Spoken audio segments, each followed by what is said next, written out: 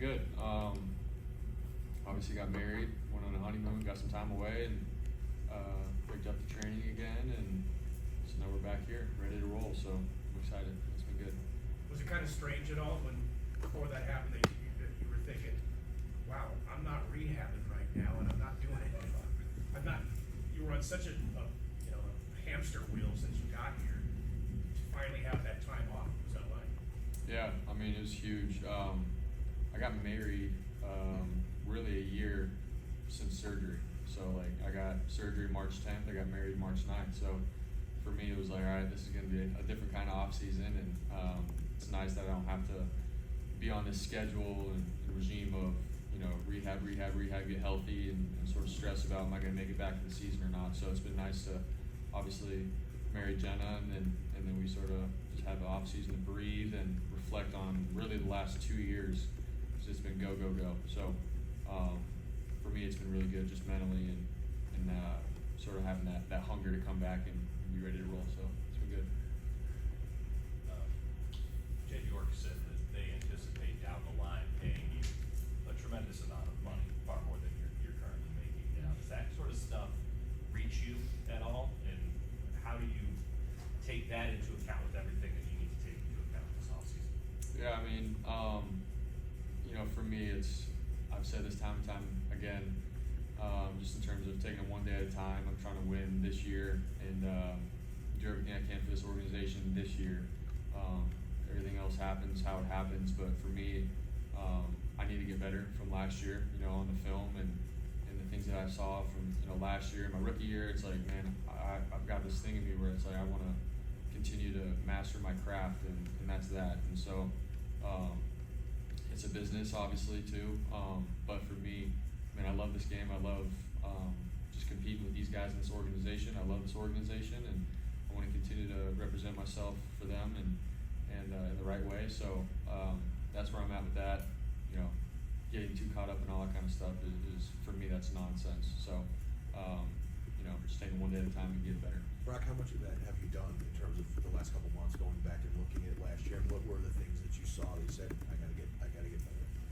Yeah, I mean, just going back and watching the games and sort of seeing the themes of what pop up, and then when I go out in the field and like hammer away at the little details and the fundamentals, just with footwork and timing, my eyes, concepts, all of it. There's a lot of stuff that I think I can clean up and get better at for sure. So, coming back here, it's been great sitting down with coaches and going over games and concepts, how I can continue to get better. And so, obviously, it's good that we have a lot of film to watch. Where my rookie year, you have 7 games or so, where it's like, these are things that came up, but also you got to rehab, get your arm healthy. So now I can actually attack, those things, at practice and on the field, routes on there, all that kind of stuff. So I can sort of hone into trying to master my craft. Brock, how'd you feel about the Super Bowl and how you played? And when you watched the film, what were your takeaways from the game? Yeah, I mean, I just think, it's such a big game. Everything is magnified, just every play can be the play. And so, going back, it's like, man, I could have done better here with my eyes and my feet and with this read and make that throw.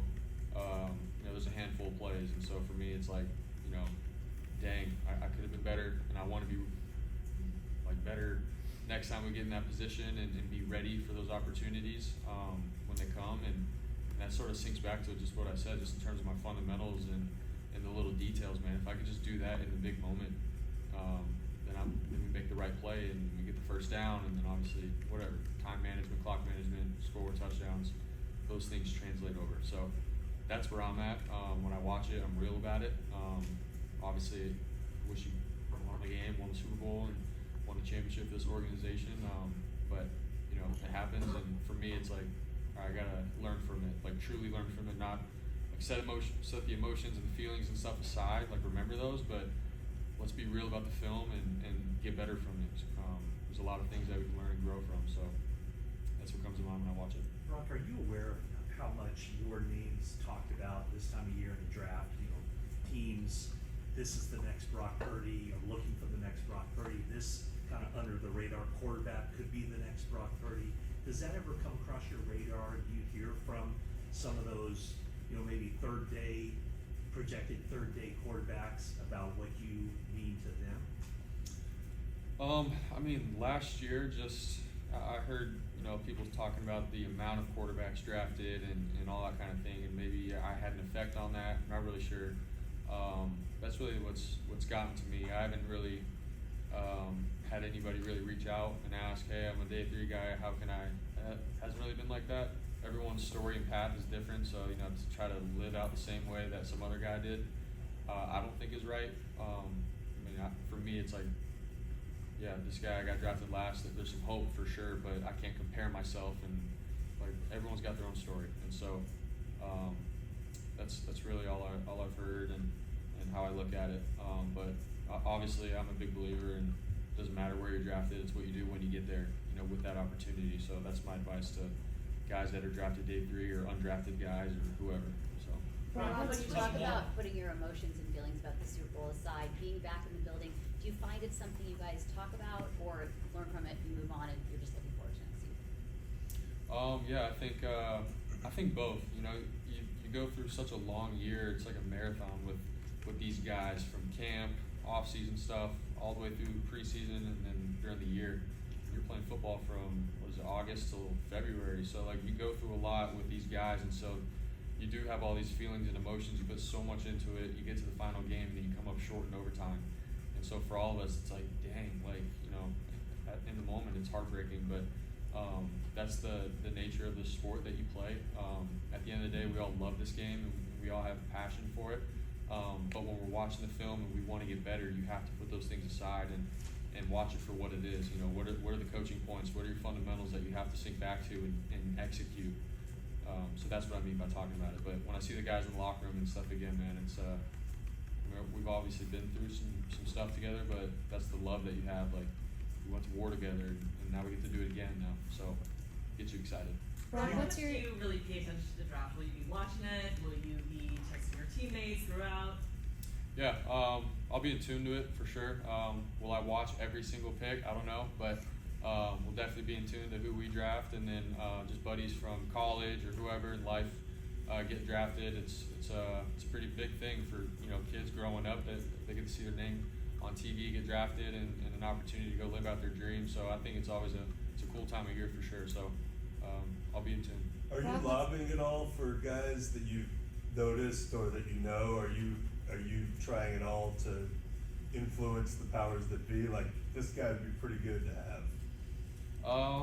I mean, for me, John, Kyle, this organization, they've done a good job with picking guys that are right for our culture, our organization. So obviously, I trust in whoever they get, and for me, it's like whoever they do get, like, let's go. I'll be excited for it, ready to play some football with them and do what it takes to win. So I mean, that's how I look at it. But in terms of my input on the draft and stuff, nah.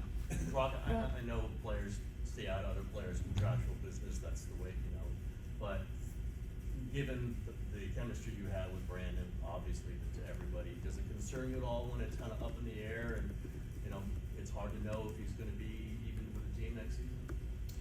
Yeah, I mean, I love BA, and what we've done has been pretty cool. And like I've said this before, I'm just thankful that I have had the opportunity to play with him and throw him the ball and win games with him. It's been awesome. And we're at the time of year where obviously you don't know. Like, as a player, it's obviously out of our control to sign guys and stuff. Like, that's up to the front office and all that kind of stuff. But for me, I do trust John and Kyle in terms of getting guys who we're gonna make plays and be the right fit for our offense and everything. So my job as a quarterback is trusting those guys to get the right guys and play and execute and win. And it's obviously it's a business as well. So you have ask and negotiations and all these kinds of things. At the end of the day, BA has been a brother to me, and I want the best for him. And but we're at that time of year where negotiations happen and the business side of things kick in. So that's where I'm at with it. What's your communication been like with him?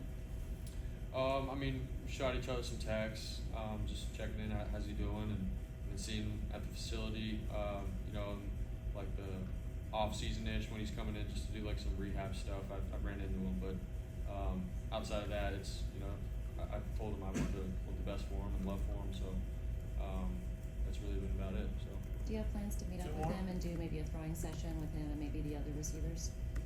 I mean, as of now, I'm just throwing with the guys that have reported, you know, for phase 1 OTAs and throwing routes on there and stuff, and obviously I'm on a schedule with my throwing program being here, so if he wants to come, great, I'd love to throw to be it, obviously, but outside of that, don't really know, so. Brock, how would you say you're developing as an actor? As an actor? Yeah. I think I still need some more classes or work for sure, but we're trying to have fun with it.